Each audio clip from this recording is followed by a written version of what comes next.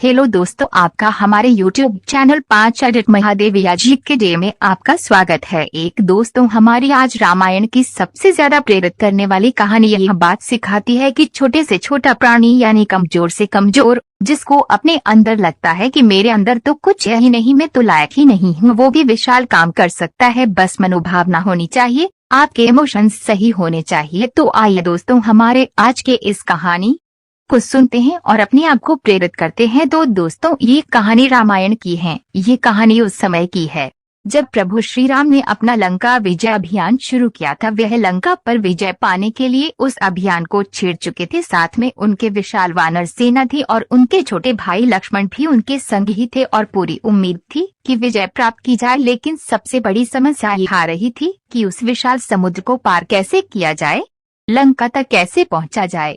उस विशाल समुद्र में ऊंची ऊंची लहरें उठ करके आ रही थी। इतनी विशाल सेना उस समुद्र को न तो तैर करके पार सकती थी और न ही उड़ करके पार कर सकती थी। प्रभु श्री राम ने बहुत बार प्रार्थना की, विनती की कि समुद्र देव शांत हो जाइए, लेकिन उधर से कोई उत्तर नहीं मिल रहा था। प्रभु श्री राम को क्रोध आ गया और उन्होंने अपना दिव्य अस्त्र ब्रह्मास्त्र निकाला और चलाने की तैयारी में थे कि तभी अचानक से श्री राम जी के सामने समुद्र देव प्रकट हुए। क्षमा याचना मांगने लगे, माफी मांगने लगे कि प्रलय से पहले प्रलय नहीं लाइए। प्रभु श्री राम, बाकी आपकी इच्छा है, आप मुझे मेरी मर्यादा बनाए रखने के लिए मुझे माफ कीजिए। अगर आप मुझे माफ नहीं करेंगे तो सब कुछ खत्म हो जाएगा, जल का जो रूप है वो खत्म हो जाएगा। ऐसा मत कीजिए। प्रभु श्री राम कहा, फिर क्या किया जाए, इसे पार करके लंका कैसे पहुंचा जाए। तो समुद्र देव ने बताया कि आपकी सेना में नल और नील नाम के दो भाई हैं, जिनको बचपन में ऋषियों ने श्राप दिया था। 4 क्यों किए ऋषियों के सामान उठा उठा कर नदी में फेंक रहे थे, तो उन्होंने श्राप दिया था कि अब जो भी तुम फेंकोगे वो पानी में डूबेगा नहीं बल्कि तैरता रहेगा। तो आपको इन्हीं की मदद लेनी चाहिए।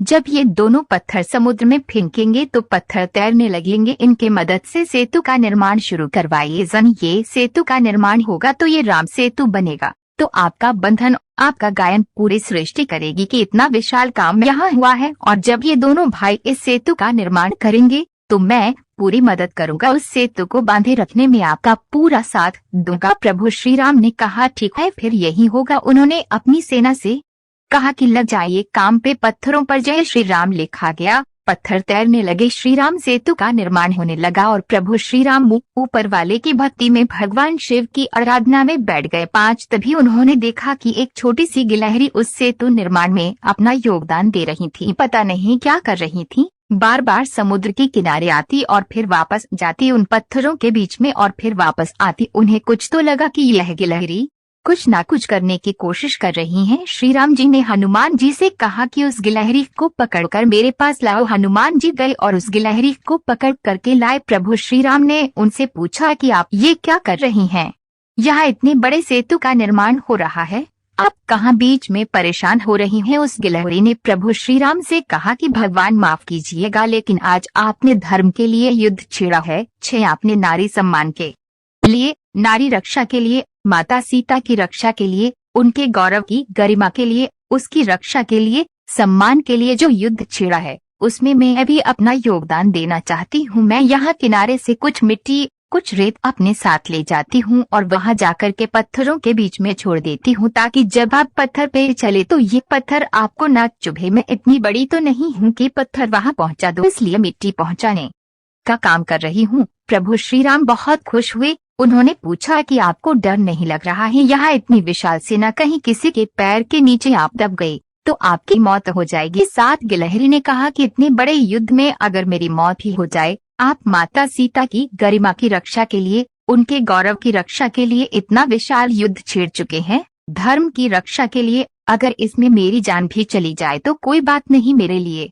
यह सम्मान की बात होगी, गौरव की बात होगी। उस नन्ही गिलहरी ने इतनी बड़ी बड़ी बातें की तो प्रभु श्री राम गदगद हो गए और उन्होंने उस गिलहरी की पीठ पर अपनी उंगलियों को फेर दिया। कहा जाता है कि गिलहरी की पीठ पर वो जो निशान होते हैं वो प्रभु श्री राम की उंगलियों के निशान है।